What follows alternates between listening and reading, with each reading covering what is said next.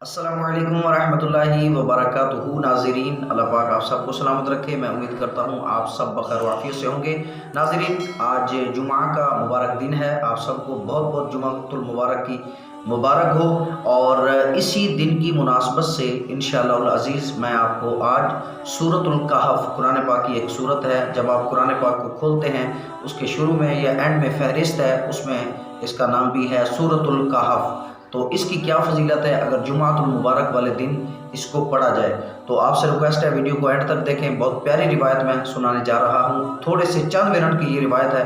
आप इसको सुनेंगे तो इंशाअल्लाह अज़ीज़ आपका ज़ौक़ बढ़ेगा, मोहब्बत कुरान मज़ीद बढ़ेगी और पढ़ने का भी दिल करेगा इंशाअल्लाह। और अल्लाह ने चाहा तो बहुत सवाब कमाने में हम आगे निकल सकते हैं।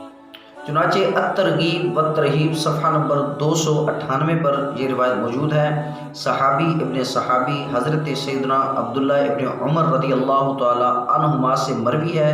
नबी पाक साहिब लौलाद सल्लल्लाहु तआला अलैहि वसल्लम ने इरशाद फरमाया, जो शख्स जुमा के रोज़ सूरतुल कहफ़ पढ़े उसके कदम से आसमान तक नूर बुलंद होगा।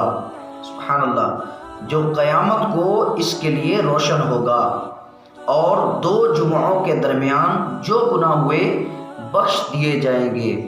सुभान अल्लाह, दो जुमाओं के दरमियान जो गुनाह हुए बख्श दिए जाएंगे।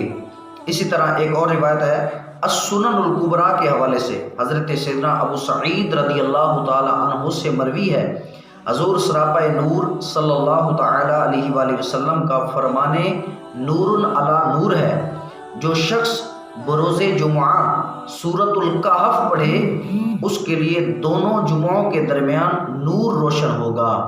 तो नाज़रीन, बहुत प्यारे फ़ज़ाइल हैं और ये अमल भी इतना मुश्किल और इतना हार्ड नहीं है कि जो हम कर नहीं सकते। वीकली अमल है और अमूमन जुमा वाले दिन, जैसे एतवार को वीकली छुट्टी होती है, तो जुमा वाले दिन भी काम, मार्केट्स बंद होती हैं, काम ठंडे होते हैं, इतना कोई भी प्रॉब्लम नहीं है कि हमारे पास टाइम नहीं है।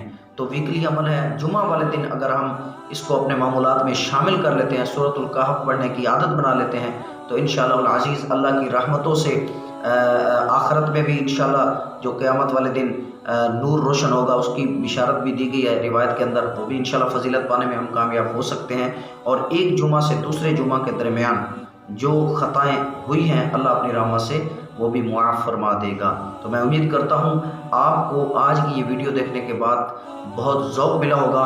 और इन रिवायात को सुनने के बाद और सुनाने के बाद मशवरा यही है कि हम इस अमल को करना शुरू कर दें, ख़ुद भी करें, घर वालों को भी इसकी तालीम दें और इस वीडियो को आगे शेयर करें ताकि दूसरे लोग भी इसको सुनें और इस पर अमल करने लगें और हमारे लिए सदक़ा जारिया हो। मिलते हैं एक नई वीडियो के साथ। अपनी ख़ास दुआ में याद रखिए। अस्सलामु अलैकुम वरहमतुल्लाहि वबरकातुहू।